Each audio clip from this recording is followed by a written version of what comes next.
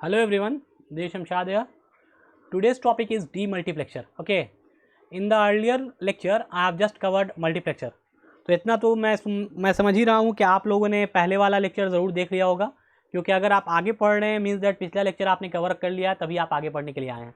क्योंकि अगर आप पिछला लेक्चर कवर नहीं किए और आगे का लेक्चर सोचेंगे कि कवर कर लेंगे तो हो जाएगा, ऐसा नहीं है। क्योंकि हर चैप्टर क्या होता है, एक दूसरे से लिंक्ड होता है। जैसे मल्टीप्लेक्सर जो है वो फुल्ली यानी डीमल्टीप्लेक्सर फुल्ली डिपेंड है मल्टीप्लेक्सर पे। अगर आपने मल्टीप्लेक्सर पढ़ा है वो आपको समझ में आ गया तो उसका जस्ट रिवर्स है डीमल्टीप्लेक्सर। ओके, अगर आपने मल्टीप्लेक्सर पढ़ा है और मतलब समझ में नहीं आया तो आपको डीमल्टीप्लेक्सर भी समझ में नहीं आएगा। तो पहला काम ये करते हैं कि पहले आप मल्टीप्लेक्सर को अच्छे से पढ़िए जाकर और उसके बाद इस लेक्चर को ज्वाइन कीजिए। ओके, तो डीमल्टीप्लेक्सर क्या है, जस्ट रिवर्स ऑफ मल्टीप्लेक्सर है। यानी जो हम लोगों ने मल्टीप्लेक्सर में पढ़ा था सेम उसका उल्टा करते जाएंगे बारी बारी से। तो देखिए पहले ही इसका सबसे पहले डिफिनेशन में यही चीज मेंशन है कि ये क्या है, रिवर्स ऑपरेशन ऑफ मल्टीप्लेक्सर है। मल्टीप्लेक्सर का जस्ट उल्टा ऑपरेशन परफॉर्म करता है। डीमल्टीप्लेक्सर को क्या कहते हैं, डीमल्टीप्लेक्सर भी एक कॉम्बिनेशन सर्किट जैसे मल्टीप्लेक्सर था। ये क्या करता है, इन्फॉर्मेशन को रिसीव करता है सिंगल लाइन पे, यानी इनपुट लाइन इसमें एक होता है, और ट्रांसमिट करता है आउटपुट लाइन पे, जो कि output line 2 to the power n होता है।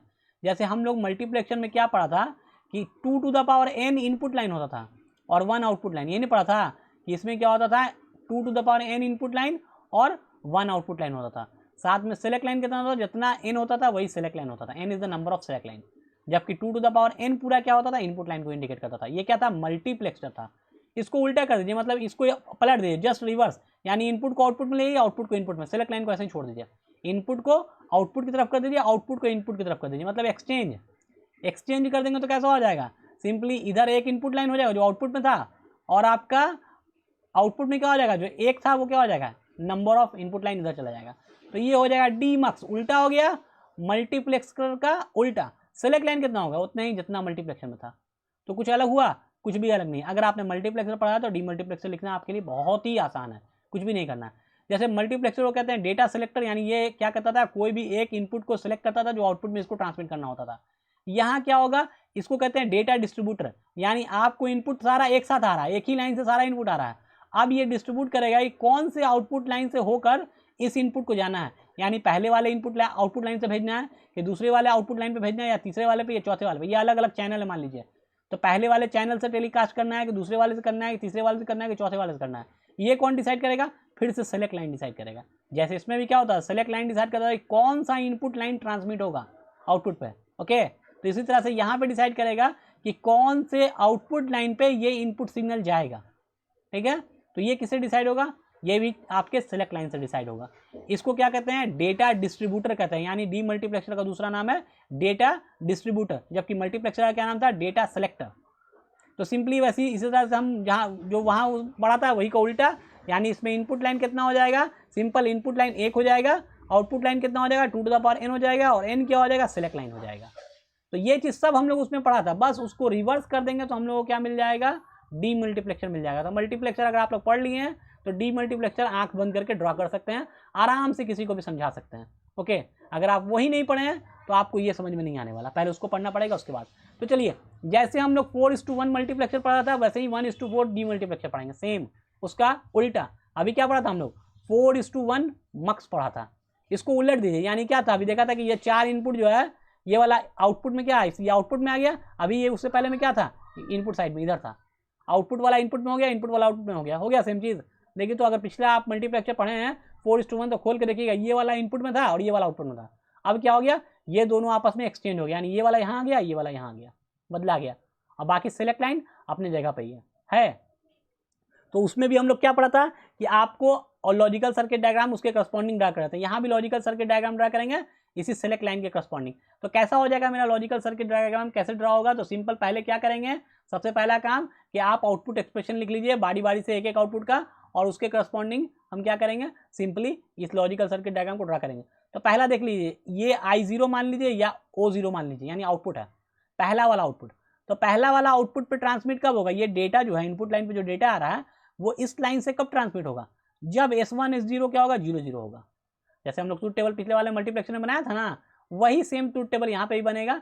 मैंने यहाँ पे नहीं बनाया क्योंकि इतना तो आपको समझ हो ही गया होगा, फिर 10 बार बनाने की जरूरत तो है नहीं कि बार बार एक ही चीज़ ड्रा करते रहें। सिंपली क्या करना है, उसको रिवर्स कर देना है। तो यहाँ पे क्या है, आपको यहाँ पे देखना है कि आउटपुट में क्या जाएगा। तो पहला जब 0 0 होगा तो आउटपुट में क्या आएगा, I0 वाले में ट्रांसमिट होगा। जब 0 1 होगा तो क्या होगा, I1 वाले में जाएगा, जब 1 0 हो जाएगा तो क्या हो जाएगा, I2 में जाएगा, और जब 1 1 हो जाएगा तो किस में जाएगा, I3 में जाएगा। तो ये बेसिक है, तो ये तो आप लोग बार बार ड्रा करने की ज़रूरत है नहीं ना, एक बार जब समझा चुके हैं मल्टीप्लेक्सर में अच्छे से तो इसको आपको आसानी से समझ में आ जाना चाहिए। चलिए तो बारी बारी से हम लोग करस्पॉन्डिंग आउटपुट की बात करेंगे। तो सबसे पहले बात करेंगे कि I0 पे डेटा कब ट्रांसमिट होगा, जब आपका क्या होगा, S1 और S0 दोनों 0 होगा, ये दोनों क्या होगा, 0 होगा, तब आपका डेटा लाइन जो सिलेक्ट होगा, D जब सिलेक्ट होगा तो ये किस पे जाएगा, I0 पे जाएगा, यानी यहाँ पे आएगा। ठीक है, तो ये दोनों 0 0 का मतलब क्या, S1 बार S0 बार हो जाएगा, यही होगा। ठीक है, तो देखिए यही चीज़ है, पहला वाला जो आया है इसमें कौन कौन इनपुट आएगा, तो पहले एक इनपुट आएगा इसका S1 बार, दूसरा इनपुट आएगा S0 बार, और साथ में D, यानी हमको ये सिंपल क्या करना पड़ेगा, एक एंड गेट बनाना पड़ेगा, एक एंड गेट बनाना पड़ेगा। उसमें क्या होगा, 3 इनपुट होगा, 1 2 3। पहला इनपुट क्या होगा, S1 बार होगा, पहला इनपुट S1 बार, दूसरा वाला इनपुट क्या आना चाहिए, S0 बार, और तीसरा वाला क्या आना चाहिए, D आना चाहिए। ये तीनों जब एंड हो जाएगा तो यहाँ पे आउटपुट क्या मिलेगा, S1 बार S0 बार D, यही आना आएगा। तो ये एक वाला पहले वाले के लिए हो गया, I0 के लिए हो गया। I1 के लिए आप अपने से खुद से सोच के बताइए कि I1 के लिए क्या होगा। तो I1 के लिए हमको पता है कि 0 1 पे I1 सेलेक्ट होता है, यानी आउटपुट हम यहाँ पे O दिखा सकते हैं, इनपुट I से इंडिकेट करें तो O कर दीजिए, यहाँ पे सिंपली कर दीजिए O0 O1 O2 O3। ये तो नेमिंग है, आप चाहे जो अपना नाम रख दीजिए, कोई दिक्कत नहीं है, जो नाम रखना है रख दीजिए, बस क्या है सिंपली नेमिंग है, जो भी नाम से आप इंडिकेट कर रहे हैं करते चलिए। तो हम अभी इसको यानी आउटपुट 1 को इंडिकेट कर रहे हैं I1 से, तो हम क्या कर रहे हैं, I1 का वैल्यू अगर लिखेंगे कि I1 कैसे लिखाएगा, तो I1 लिखाएगा कब लिखाएगा, जब 0 1 होगा, यानी कि S1 आपका 0 होगा और S1 आपका 0 होगा, S0 आपका 1 होगा।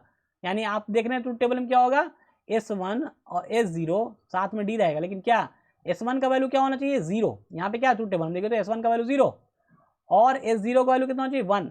तो S1 बार हो जाएगा, S0 1, तो यानी S0 रहेगा इंटू D। ये किसको इंडिकेट करेगा, I1 को। यानी अब एक दूसरा एंड गेट बनाएंगे, उसमें क्या क्या इनपुट देंगे, S1 बार S0 और I1, यानी एक एंड गेट बनाएंगे हम लोग फिर से, और इसमें इनपुट क्या देंगे, S1 बार S0 और D। तो इसका आउटपुट जो आएगा वो क्या इंडिकेट करेगा, I1 को इंडिकेट करेगा। तो क्लियर आपको समझ में आएगा, ऐसा था कितना बनेगा, 1 2 3 4, 4 आपका आउटपुट लाइन है, तो 4 इसका आउटपुट लिखाएगा।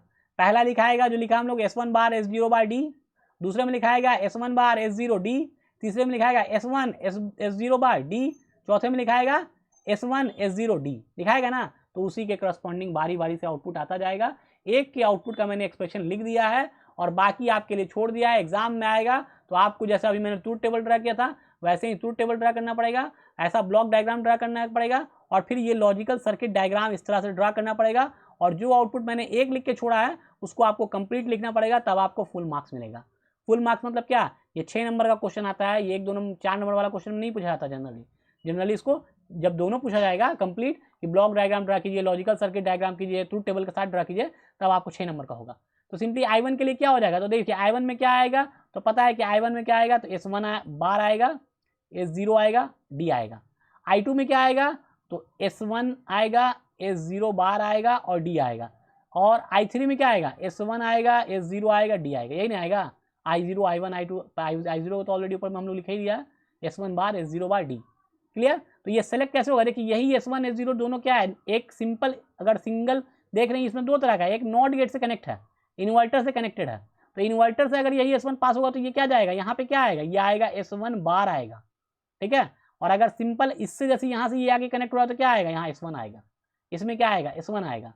लेकिन अगर नॉट से होकर कनेक्ट हुआ जैसे यहाँ पे इस बार, इसमें क्या जाएगा S1 बार जाएगा, यहाँ पे जो आया ये भी क्या आएगा S1 बार आएगा। ठीक उसी तरह से S0 में बात कीजिए तो ये S0 क्या है, सीधे अगर आ गया तो यहाँ पे क्या आ गया S0 आ गया, यहाँ पे सिंपली क्या आ जाएगा, यहाँ पे S0 आ जाएगा। लेकिन नॉट गेट से जो आउटपुट निकल के आया तो ये क्या हो जाएगा S0 बार आ जाएगा, यहाँ पे क्या आएगा S0 बार आ जाएगा। क्लियर। तो उसी हिसाब से ये आउटपुट लिखा। बाकी D तो आप देख ही रहे हैं, ये भी D है, ये भी D है, ये भी D है, ये भी D है, हो गया। अब करस्पॉन्डिंग सबका आउटपुट दिखाई दे रहा है। इसमें 3 इनपुट है, कौन कौन, S1 बार S0 बार D, तो यही चीज़ आया S1 बार S0 बार D। यहाँ पे 3 इनपुट है, कौन S1 बार S0 D, तो यही आया S1 बार S0 D। तीसरा में कौन है, 3 इनपुट है S1 S0 बार D, यही आया S1 S0 बार D। चौथा में क्या है S1 है S0 है D है, S1 S0 D आ गया। तो ये लॉजिकल सर्किट डायग्राम बहुत आसान है ड्रा करना, एकदम सिंपल। अगर आपने ट्रूथ टेबल सही से लिख लिया ट्रूथ टेबल क्या है, ट्रूथ टेबल तो देखने ही पता लगा 0 0 0 1 1 0 1 1। अब क्या है उसके करस्पॉन्डिंग पहले वाला आउटपुट क्या होगा, I0 है, दूसरा वाला क्या है I1 है, तीसरा क्या है I2 I3, बस यही चार्ट दिखाना है सिंपली। और उस ट्रूथ टेबल से क्या करना है, सिंपल आपको लॉजिक सर्किट डायग्राम ड्रा कर देना है, एकदम नॉर्मल सा चीज़। ओके आगे चलते हैं। तो देखिए वो था आपका 1:1:4 डी मल्टीप्लेक्सर। अगर हमको आ जाए 1:8 ड्रा करने के लिए, 1:8 डी मल्टीप्लेक्सर ड्रा करना, तो क्या करना है, सेम वही चीज़ रहेगा, बस क्या है इनपुट में 1 रहेगा, आउटपुट में 4 की जगह 8 हो जाएगा। सेलेक्ट लाइन कितना हो जाएगा, 8 के लिए कितना होता है 3 होता है। 16 अगर आ जाए 1:16 ड्रा करने के लिए, तो क्या भारी है ये, नहीं, 1:2⁴ लिखेंगे, यानी 16 आउटपुट लाइन होगा, 1 इनपुट लाइन होगा, और सेलेक्ट लाइन कितना हो जाएगा 4 हो जाएगा। यहाँ पे सेलेक्ट लाइन 4 हो जाएगा, कौन होगा S0 S1 S2 S3 कर देंगे। अगर आ जाए 1:32 आ जाए, बहुत बड़ा, चलिए 32, तो क्या अलग से हम भारी मतलब बोलेंगे बहुत भारी है, ऐसा कुछ होगा नहीं, सिंपली क्या लिखेंगे इसको 1:2⁵, सेलेक्ट लाइन 5 हो जाएगा, आउटपुट लाइन आपका 32 हो जाएगा, इनपुट लाइन 1 हो जाएगा। सब ऐसा ही होगा, सब एक आप समझ गए, यानी सब समझ गए, कहीं कोई दिक्कत नहीं है। ठीक है, देखिए एक अलग से क्या है, input line output line select line के अलावा एक इनेबल लाइन भी होता है कहीं पे जोड़ा रहता है। देखिए कभी ऊपर में लिखा रहेगा ये ई करके, या फिर नीचे में कहीं पे भी ई करके लिखा हो, मतलब ये लाइन एक्टिव होना चाहिए, ये ऑन होगा तभी ये डीमल्टीप्लेक्सर वर्क करना शुरू करेगा। वैसे ही आपको 4:1 में भी क्या है, यहाँ पे जो लाइन होगा, मान लीजिए आप यहाँ पे एक लाइन बाहर निकाल के जोड़ देंगे ऐसे करके, ई का मतलब इनेबल लाइन, जब ई = 1 होगा तब ये लॉजिक सर्किट वर्क करना शुरू करेगा। जब इसको ऑफ करना है, मतलब हम चाहते हैं कि डेटा आता रहे लेकिन आउटपुट पे डेटा ना जाए, तो हम क्या करेंगे, सिंपली इसको डिसेबल कर देंगे, E = 0 कर देंगे, E = 0 कर देंगे, डेटा आता रहेगा फिर भी आपके आउटपुट पे नहीं जाएगा। क्यों, क्योंकि आपका जो इनेबल लाइन है वो क्या है 0 है।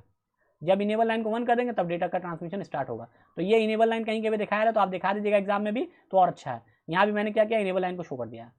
क्लियर, तो देखिए इसका भी अगर ट्रूथ टेबल ड्रा करें तो कैसा हो जाएगा, इनेबल लाइन को तो हमेशा 1 होना होगा, तभी आपका आप डीमल्टीप्लेक्सर या मल्टीप्लेक्सर कुछ भी रहेगा वो वर्क करेगा। अगर 0 होगा तो वर्क नहीं करेगा, क्योंकि ये डायरेक्ट कनेक्टेड है, बाहर से कनेक्टेड नहीं है। चलिए आगे बढ़ते हैं। S2 S1 S0 यही सिलेक्ट लाइन है, इसको क्या होना होगा 0 0 0 0 1 1 0 1 0, ये मालूम है इसके बारे में। इसका कितना पॉसिबल कॉम्बिनेशन है 8, हाफ एडर फुल एडर में मैंने ये करके दिखाया है, फुल एडर का देखिएगा आपको पता लग जाएगा, वहाँ पे मैंने करके दिखाया 0 0 1 0 0 1 0 0 0 0 1 0 0 1 1, इस तरह से करके कॉम्बिनेशन बनेगा। तो पहला वाला देखिए कि अगर बात करें कि सबसे ऊपर में Y0 जो है ये कट गया ऊपर में थोड़ा सा, Y0 जो सबसे ऊपर में है वो कब सेलेक्ट होगा, जब ये तीनों 0 होगा, यानी आपका ये भी 0 हो जाए, ये भी 0 हो जाए, ये भी 0 हो जाए, तो सबसे पहला वाला सेलेक्ट होगा। अब क्या है, ये वाला 1 हो जाए 0 0, यही ना, जैसे बाइनरी में कैसे लिखते हैं, ये 0 हो गया बाइनरी में, ये 1 हो गया बाइनरी में, अगला 2 कैसे लिखेंगे 0 1 0, तो ये 2 हो गया। फिर क्या लिखेंगे 3 कैसे लिखेंगे 0 1 1, ये 3 हो गया। तो 0 पे कौन है, 0 पे आपका आउटपुट है Y0, 1 पे कौन है Y1 है, 2 पे कौन है Y2 है, 3 पे कौन है Y3 है। तो बस यही सिलेक्ट होता जाएगा बारी बारी से। देखिए 0 0 0 तीनों जब 0 हो गया तो आपका Y0 सेलेक्ट हो गया, 1 हो गया। 0 0 1 तो आपका कौन सेलेक्ट हुआ, Y1 सेलेक्ट हुआ, देखिए Y1 सेलेक्ट हो गया। आगे देखिए 0 1 0 यानी इसमें Y2 सेलेक्ट होगा, तो देखिए Y2 का वैल्यू 1 हो गया। तीसरा बात करें 0 1 1 तो क्या हो गया Y3 सेलेक्ट हो गया। इसी तरह से आगे बढ़ेंगे, मान लीजिए तो 1 0 0 लिखाएगा 4 के लिए, और यहाँ पे कहाँ पे आएगा, यहाँ पे 1 होगा, बाकी सब 0 रहेगा, इसका बाकी सब 0 रहेगा। ठीक है, इसके आगे 5 बढ़ेंगे तो 5 कैसा हो जाएगा 1 0 1, तो कौन सेलेक्ट होगा Y5 में 1 हो जाएगा, बाकी सारा 0 रहेगा। तो एकदम सिंपल है। ये मैंने आधा अधूरा क्यों लिखा है, क्योंकि आप अपने से इसको कंप्लीट करें खुद से, इसीलिए मैंने आधा अधूरा ही लिखा है, ताकि अगर हर चीज़ बना के देंगे तो ऐसा थोड़े है कि हर चीज़ बना के दें और आपके मुंह में ले आके खिला भी दिया जाए। तो कुछ तो मेहनत आपको करना पड़ेगा ना, तभी ना आप सीखिएगा। ये मेहनत कीजिएगा तभी आप सीखिएगा, नहीं तो आप देख के अगर सोचिएगा ना कि सर का लेक्चर सुन लिया है, पिक्चर तो दिमाग में बैठा हुआ ही है, वहाँ जाकर ड्रा कर दें, कभी नहीं ड्रा कर पाइएगा, वहाँ कुछ ना कुछ आपको मिस्टेक हो जाएगा। तो इसको प्रैक्टिस करके जाया कीजिए, क्योंकि मैं भी एग्जाम में जाया करता था, अपने एग्जाम में तो हर डायग्राम को प्रैक्टिस करके जाता था, वही ड्रा करता था, और अगर बिना प्रैक्टिस करके चला जाता तो कहीं ना कहीं कुछ ना कुछ मिस्टेक हो जाता था, कुछ ना कुछ भूल जाता था यहाँ पे क्या था। इसीलिए एक डायग्राम को 1 बार 2 बार 3 बार ड्रा करके जाइए, और उसके बाद आप एग्जाम में आराम से ड्रा करके आ पाएंगे। ओके, आपको आई होप ये वाला लेक्चर डीमल्टीप्लेक्सर का आसानी से समझ में आ गया हो। Thank you so much for watching this, we will meet in the next lecture.